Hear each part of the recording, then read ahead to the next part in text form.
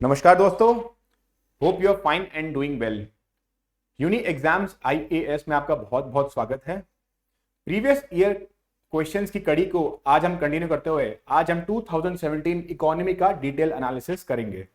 शुरुआत करते हैं आज की क्लास से।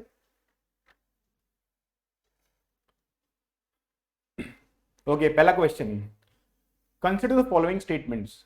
National Payments Corporation of India helps in promoting the financial inclusion in the country. NPCI has launched RuPay, a card payment scheme. Which of the statements given above are correct? देखिए चारों option है आपके पास। पहली statement, national payments corporation of India helps in promoting the financial inclusion in the country, ये statement बिल्कुल सही।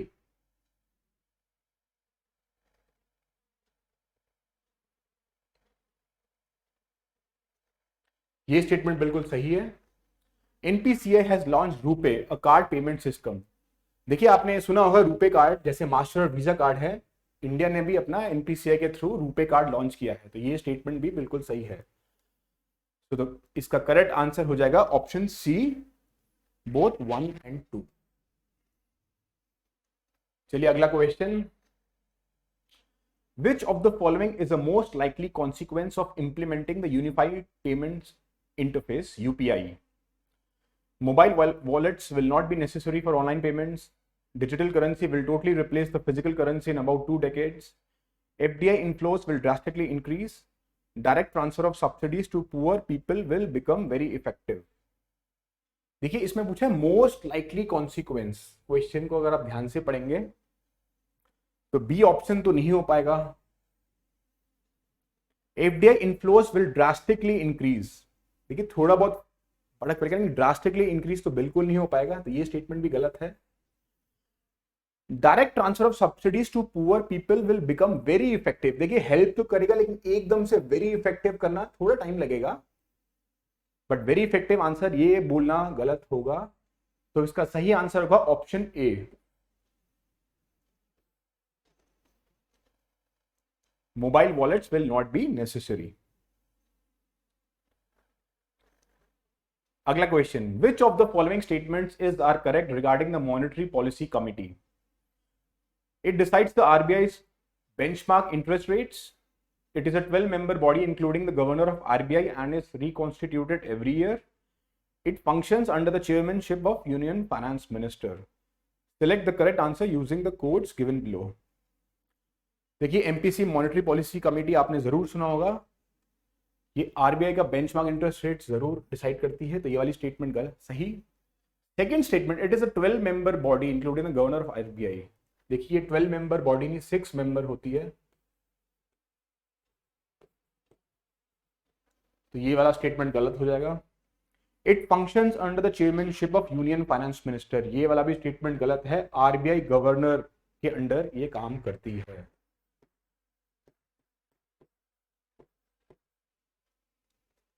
तो इसका सही आंसर हो जाएगा option A, 1 only.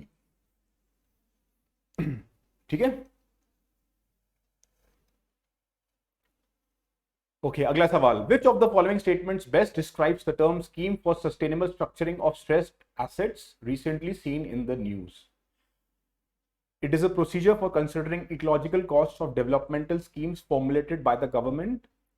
It is a scheme of RBI for reworking the financial structure of big corporate entities facing a genuine difficulties.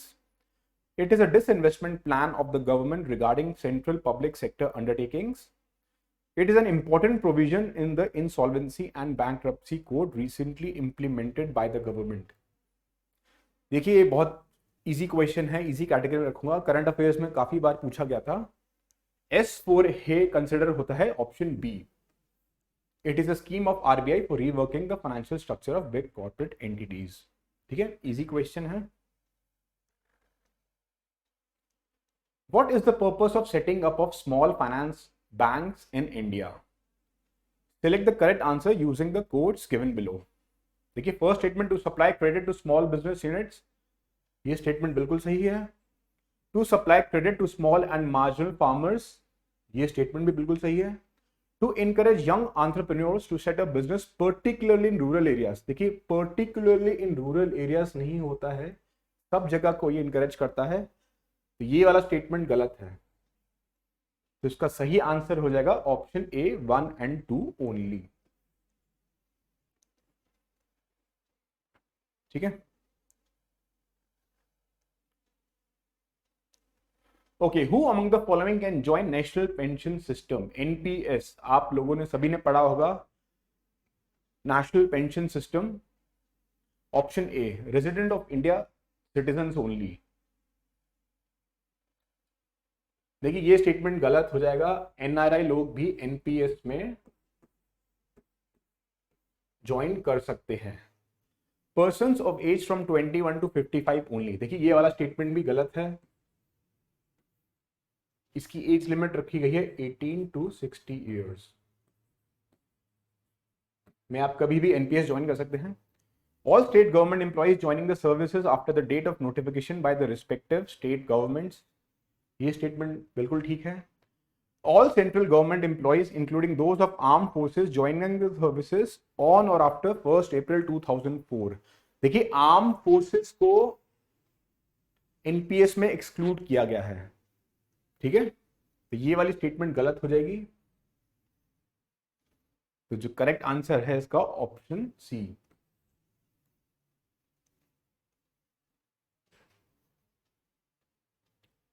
अगला सवाल, what is are the most likely advantages of implementing goods and services tax? Select the correct answer using the codes given below.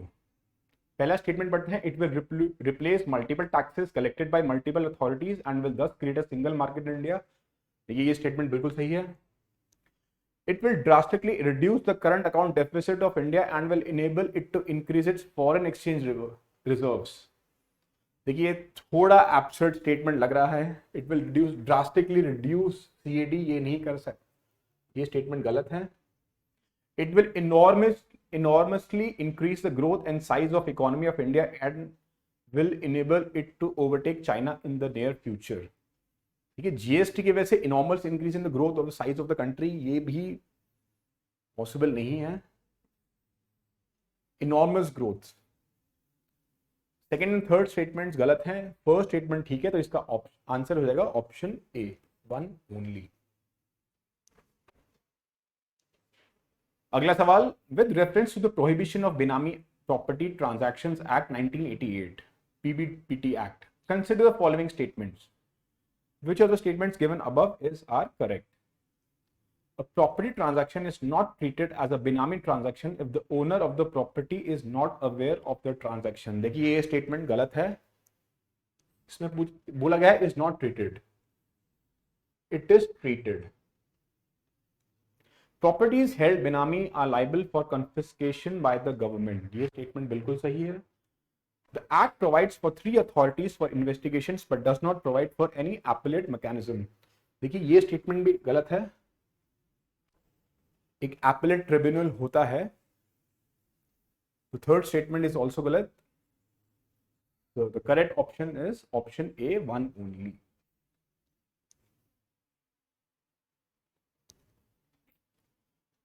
अगला सवाल, consider the following statements, which of the statements given above is are correct? Tax revenue as a percent of GDP of India has steadily increased in the last decade। Fiscal deficit as a percent of GDP of India has steadily increased in the last decade। देखिए government publish करती है economic survey, अगर आप serious candidate हैं तो आप मुझे लगता है जरूर पढ़ते होंगे, अगर आप नहीं पढ़ते तो प्लीज उसे पढ़िए। उसी का डायरेक्ट सवाल है, tax revenue as a percent of GDP steadily increased. देखिए इंक्रीज नहीं हुआ, पिछले 10 सालों में ये जिगजैग हुआ है, बड़ा है कम हुआ है, बड़ा है कम हुआ है, तो ये स्टेटमेंट गलत है। Fiscal deficit as a percent of GDP of India has steadily increased in the last decade. देखिए ये स्टेटमेंट भी बिल्कुल गलत है, ये भी थोड़ा बहुत जिगजैग हुआ है, स्टेडली इंक्रीज नहीं हुआ है, तो दोनों स्टेटमेंट गलत है। तो इसका सही आंसर हो जाएगा ऑप्शन डी, ईदर 1 और 2।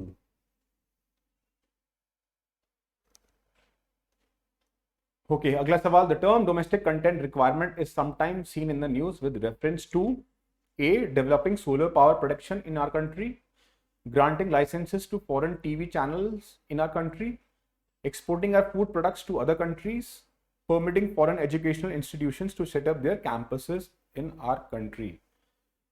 देखिए इजी क्वेश्चन था, करंट अफेयर्स का क्वेश्चन था, इसका सही आंसर है A, developing solar power production in our country.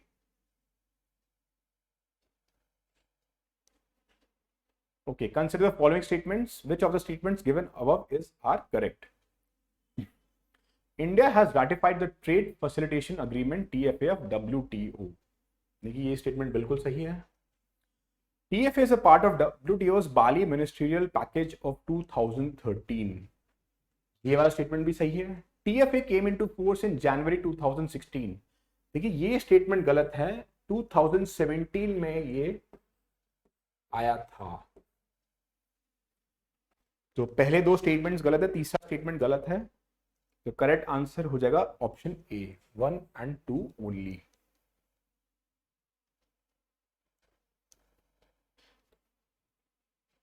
Okay, broad-based trade and investments agreement is sometimes seen in the news in the context of negotiations held between India and European Union, Gulf Cooperation Council, Organization for Economic Cooperation and Development, Shanghai Cooperation Organization।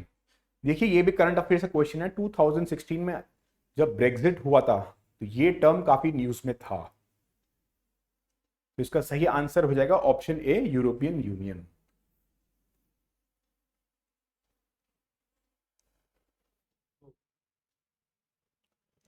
अगला सवाल, the term digital single market strategy seen in the news refers to ASEAN, BRICS, EU, G20।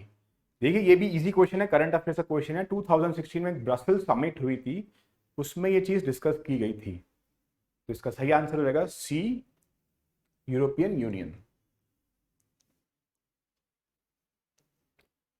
Okay, अगला सवाल, which of the following have occurred in India after its liberalisation of economic policies in 1991? Select the correct answer using the codes given below. देखिए LPG आप लोगों ने जरूर पढ़ा होगा NCERT की बुक्स में। पहला question, share of agriculture in GDP increased enormously. देखिए स्टेटमेंट सिंपल स्टेटमेंट है, ऐसा नहीं हुआ था। Share of India's exports in world trade increased, absolutely correct. FDI inflows increased, yes. India's foreign exchange reserves increased enormously. तो इसका सही answer हो जाएगा option B, 2, 3 and 4। Again easy question था। Consider the following in respect of National Career Service. Which of the following statements are correct? National Career Service is an initiative of the Department of Personnel and Training, Government of India. This statement is wrong. Personal training के under नहीं आता है under labour and skill development.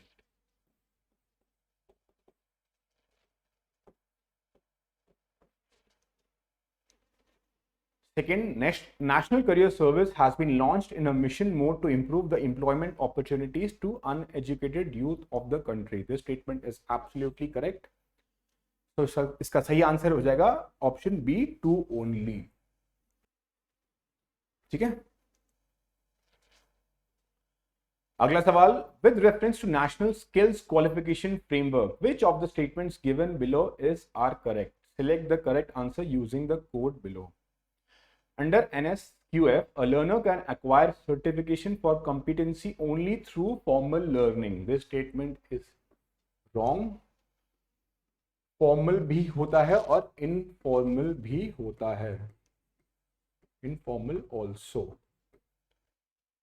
So this statement is wrong. Second statement, an outcome expected from the implementation of NSQF is the mobility between vocational and general education. This statement is absolutely right. तो इसका सही answer हो जाएगा option B, 2 only.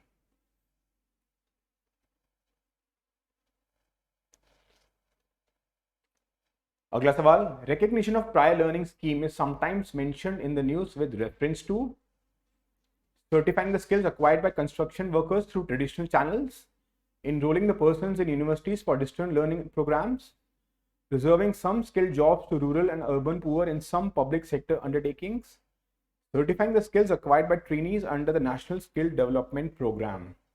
देखिए इसका सही answer है option A.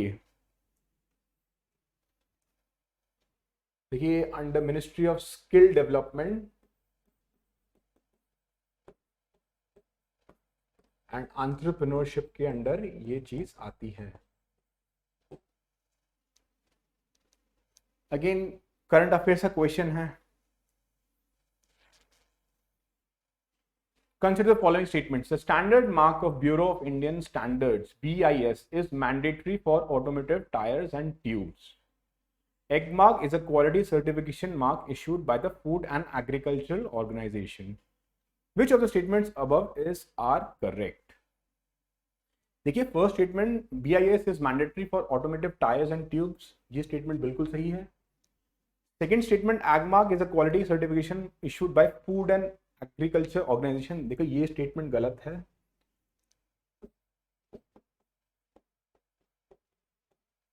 Directorate of inspection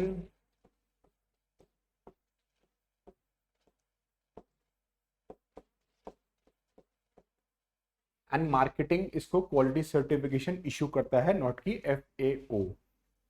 so the correct answer हो जाएगा ऑप्शन A, 1 ओनली। अगला सवाल, with reference to the national intellectual property rights policy consider the following statements. Which of the above statements are correct? It reiterates India's commitment to the Doha Development Agenda and the TRIPS Agreement. Department of Industrial Policy and Promotion is the nodal agency for regulating intellectual property rights in India. देखिए दोनों statements बिल्कुल सही हैं, तो इसका correct answer हो जाएगा option C, 1 and 2।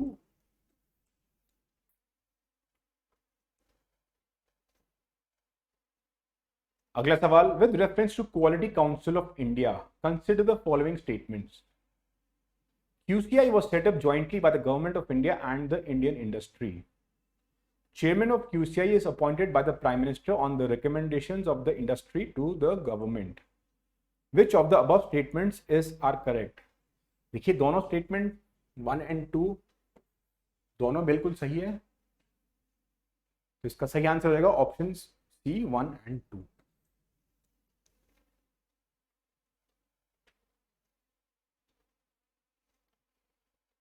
अगला सवाल, what is the aim of the programme Unnat Bharat अभियान?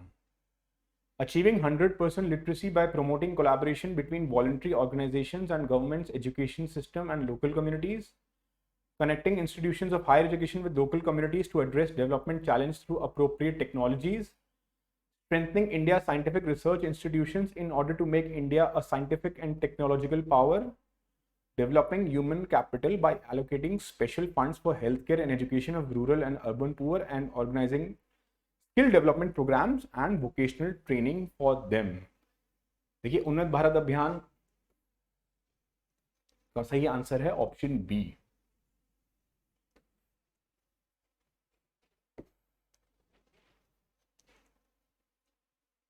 अगेन इजी क्वेश्चन है, गवर्नमेंट स्कीम्स के अंदर आता है। अगला सवाल, with reference to Asia Pacific ministerial conference on housing and urban development consider the following statements. The first APM CHUD was held in India in 2006 on the theme Emerging Urban Forms, Policy Responses and Governance Structure.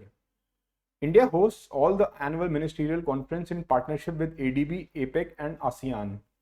Which of the statements given above are correct? थोड़ा difficult question है, low profile.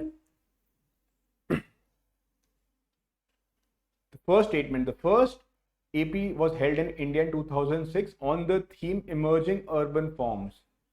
देखिए जो first तो India में हुआ था, लेकिन जो थीम है ये 2016 की थीम थी, नॉट की 2006 की, तो ये पहला स्टेटमेंट गलत हो गया।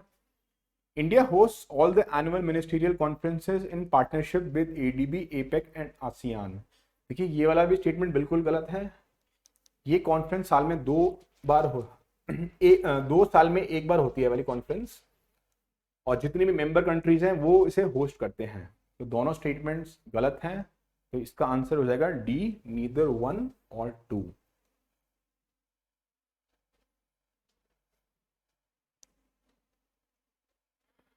ओके, अगला सवाल, with reference to the role of UN Habitat in the United Nations program working towards a better urban future, which of the statements are correct?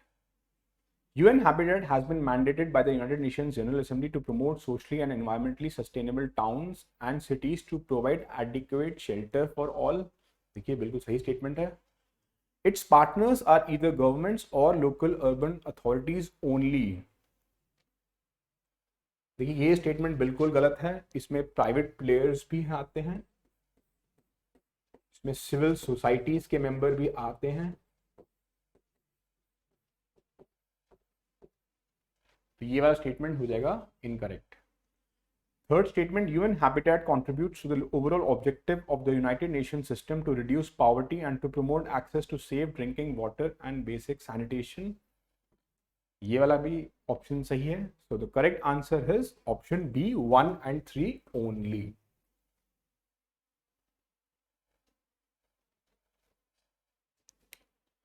अगला सवाल, the global infrastructure facility is an option A, ASEAN initiative to upgrade infrastructure in Asia and financed by credit from the Asian Development Bank. World Bank collaboration that facilitates the preparation and structuring of complex infrastructure, public-private partnerships to enable mobilization of private sector and institutional investor capital. Collaboration among the major banks of the world working with the OECD and focused on expanding the set of infrastructure projects that have the potential to mobilize private investment. UNCTAD funded initiative that seeks to finance and facilitate infrastructure development in the world. Global infrastructure facility. देखिए ये थोड़ा difficult question है. Current affairs का आपकी इतनी सारी organisations होती हैं, सबको याद रखना बहुत टफ होता है. इसका करेक्ट ऑप्शन है ऑप्शन बी, वर्ल्ड बैंक द्वारा गठन किया गया है 2014 में. इसका गठन हुआ था. Correct answer is option B, world bank. अगला सवाल, with reference to national investment and infrastructure fund which of the following statements is are correct? It is an organ of NITI Aayog. ये बिल्कुल सही है. It is a corpus of rupees 4 lakh crore at present. देखिए ऐसे terms और calculation numbers याद करना मुश्किल होता है, लेकिन अगर आप सेकेंड स्टेटमेंट देखेंगे 4 लाख करोड़, ये बहुत बहुत ह्यूज अमाउंट है. तो इतना नहीं हो सकता अगर आप कॉमन सेंस लगाएंगे. तो ये वाला स्टेटमेंट रॉन्ग है. 40,000 करोड़ इसका सही आंसर है, नॉट की 4 लाख करोड़ एट प्रेजेंट. सो इसका आंसर हो जाएगा ऑप्शन ए, 1 ओनली.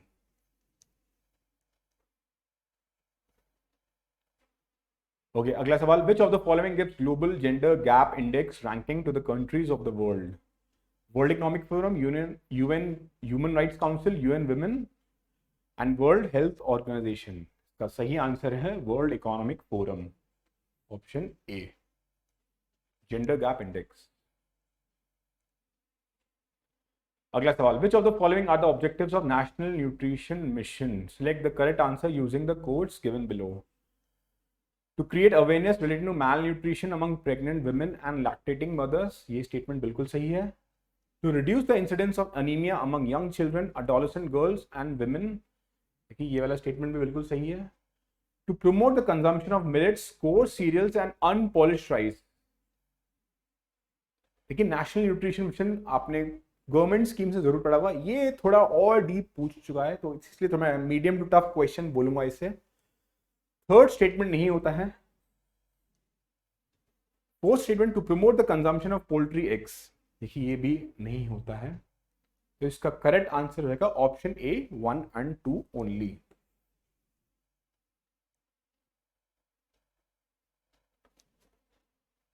अगला सवाल, what is the purpose of Vidyanjali Yojana? To enable the famous foreign educational institutions to open their campuses in India. देखिए विद्यांजलि योजना, फर्स्ट स्टेटमेंट गलत है. To increase the quality of education provided in government schools by taking help from the private sector and the community. ये वाला statement बिल्कुल सही है. To encourage voluntary monetary contributions from private individuals and organizations so as to improve the infrastructure facilities for primary and secondary schools. देखिए third statement बिल्कुल गलत है. विद्यांजलि योजना मेनली प्राइमरी एजुकेशन के लिए क्लास 1 to 8 अंडर सर्व शिक्षा अभियान के तहत लाई गई है. इसमें दोनों बोला है प्राइमरी एंड सेकेंडरी, तो सेकेंडरी नहीं होगा इसमें, तो आपका सही आंसर हो जाएगा option A 2 only.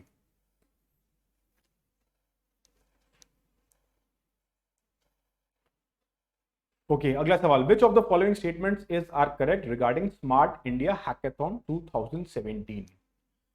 It is a centrally sponsored scheme for developing every city of our country into smart cities in a decade. It is an initiative to identify new digital technology innovations for solving the many problems faced by our country. It is a program aimed at making all the financial transactions in our country completely digital in a decade. ठीक है, smart India hackathon हुआ था 36 hours का, ये digital programming पे competition था। तो given options में ऑप्शन 2 ही बस सही है, बाकी ऑप्शंस गलत हैं। तो करेक्ट आंसर हो जाएगा ऑप्शन बी 2 ओनली।